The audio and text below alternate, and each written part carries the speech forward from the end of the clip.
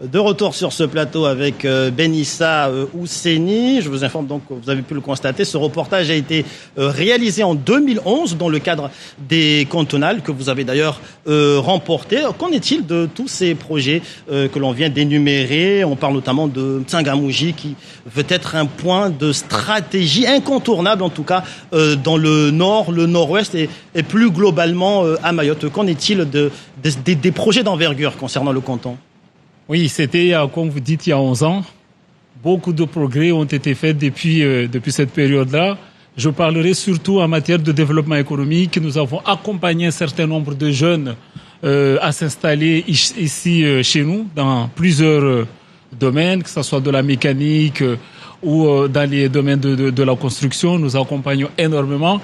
Au niveau de Mliha aussi, où il y a un vrai potentiel, non seulement touristique, mais aussi les activités liées à la mer. Donc nous sommes là. On a parlé d'infrastructures, des infrastructures routières, sportives.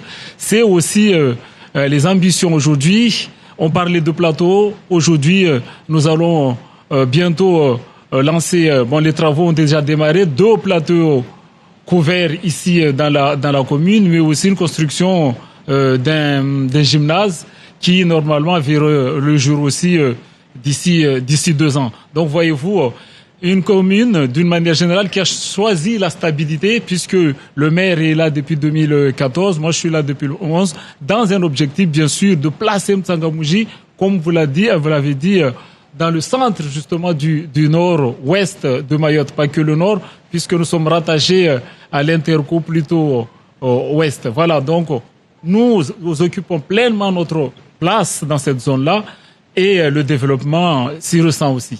Et un autre point, notamment, on a parlé de nœuds de communication avec notamment les différents réseaux routiers qui doivent relier un peu les 4 coins de l'île. On l'avait évoqué hier avec le maire de M'Tsangamouji. Ce sont aussi des projets phares pour votre mandat.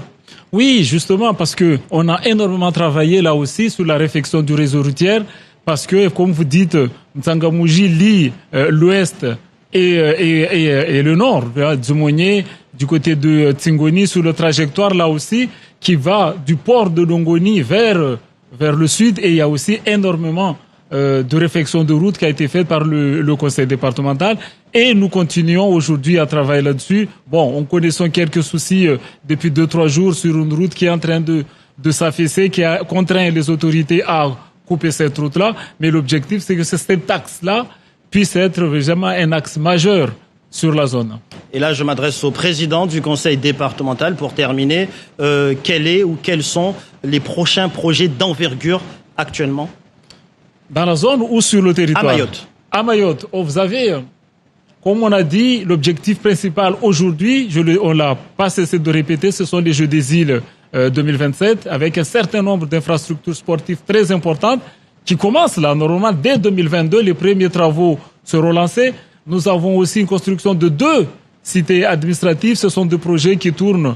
Le premier à 40 millions d'euros, le deuxième qui sera dans la zone Mamoudzou, là où il y a l'hôtel du département en ce moment. Et le deuxième du côté de Coconi, là aussi un projet qui tournerait aux alentours de 20 millions d'euros. Voyez-vous, donc il y a un certain nombre de projets comme ça qui seront lancés très rapidement et qui devront être inaugurés à partir de 2024-2025.